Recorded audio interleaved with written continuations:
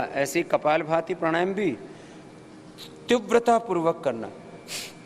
इससे देखो भस्त्रिका से ये ऊपर वाला जो हिस्सा है इसको विशेष बल मिलता है। वैसे तो प्राण का प्रभाव शरीर की प्रत्येक कोशिका पर होता है, कपालभाति से मुख्य प्रभाव आपके फेफड़े से लेकर के और मूलाधार चक्र तक विशेष होता है।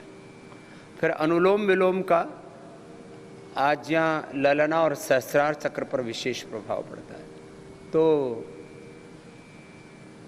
विशुद्धि चक्र से लेकर के हृदय चक्र तक भस्त्रिका से, हृदय चक्र से लेकर के मूलाधार चक्र से कपालभाति विशेष कार्य करते।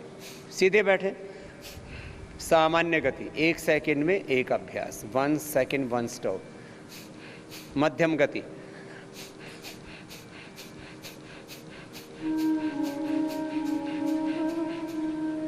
एक सेकंड में 2 अभ्यास हो जाते हैं।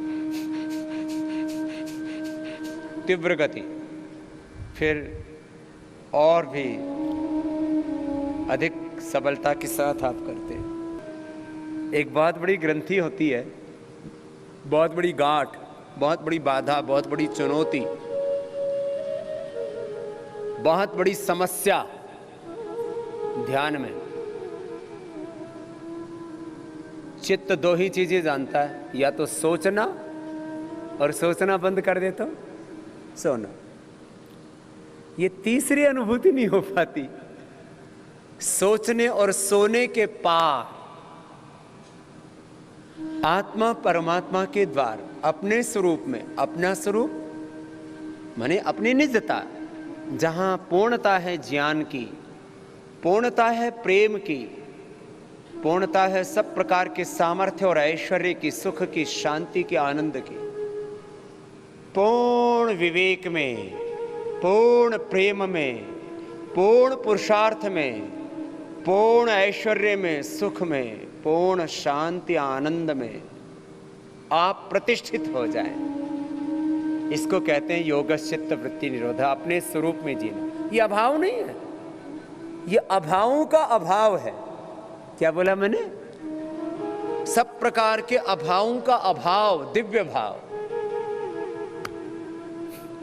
तो इसमें भी ऐसे है, तो तीव्रता पूर्वक करते हैं ना, तो ना तो सोचना रहता है न सोना रहता है, दोनों के पार चले जाते हैं।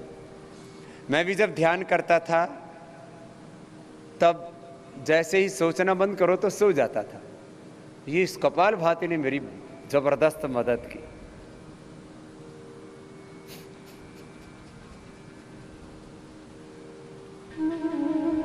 और इससे फिर अपने आप दिव्य चेतना में, उच्च चेतना में, जिसको मैं बार बार ये शब्दों का प्रयोग करता हूं ना, योग चेतना, आत्म चेतना, दिव्य चेतना, गुरु चेतना, ऋषि चेतना, भागवत चेतना, इस डिवाइन कॉन्शियस में हम पहुंच जाते हैं। ये अपलिफ्ट होना, आरोहण पाना, ये है। बड़े बड़े शब्द हैं ये, लेकिन अनुभूति हो जाएगी एक कपालभाति से, बाकी रोग तो मिटते ही हैं। ये इनफर्टिलिटी के लिए जितने भी धातु रोग हैं, सेक्सुअल डिसऑर्डर्स हैं, और एक्सेस सेक्सुअल डिजायर्स हैं, लिवर किडनी के प्रॉब्लम्स हैं, किसी भी तरह का कोई स्टोन है, ओबेसिटी है, डायबिटीज़ है, arthritis, rheumatoid arthritis, SL, MS, autoimmune disease, chemicals और हार्मोन्स का इम्बैलेंस है, हार्ट के ब्लॉकेज हैं, या थायराइड की प्रॉब्लम है, स्किन डिसऑर्डर्स हैं। एक कपालभाति ऐसे सैकड़ों रोगों को तो मिटाता है। किसी को अलग अलग प्रकार की डेफिशिएंसीज हो जाते हैं, किसी को सेल्स डिपॉजिट हो जाते हैं, एक जगह गांठ बन जाती है, कैल्शियम डिपॉजिट हो जाता है कहीं पर भी, तो पथरी और अलग अलग तरह की और दूसरी व्याधियां हो जाती हैं। बहुत समस्या है, समाधान है योग। तो कपालभाति के शारीरिक लाभ तो हैं ही हैं। कपाल माने माथा, भाति माने दीप्ति, चेहरे पर तेज, ओज, नेचुरल ग्लो, शाइनिंग, चमकता हुआ भाल, ललाट। जैसे मैं कहता हूं ना, योगी का चेहरा दर्शनीय होना चाहिए। आपका रूप लावण्य वो भी अच्छा होता है योग से, और अच्छा क्यों नहीं होना चाहिए। तीव्र गति से करके देखो, देखो बहुत आनंद आएगा।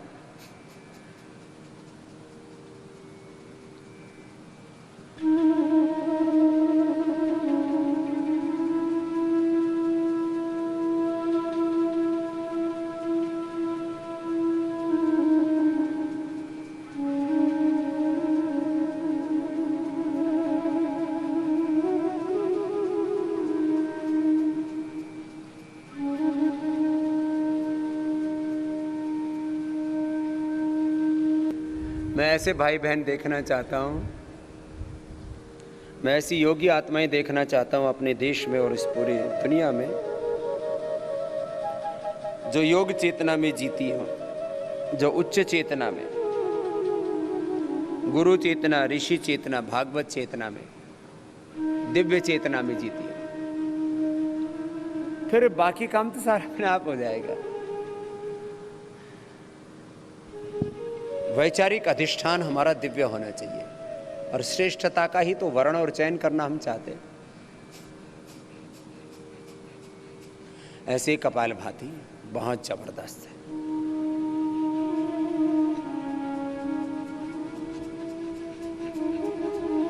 तो 3 तरह से इसकी गति बताई मैंने, सामान्य गति, मध्यम गति और तीव्र गति। इसकी मैं व्याख्या करूं तो फिर घंटों लग जाएंगे। ये आपको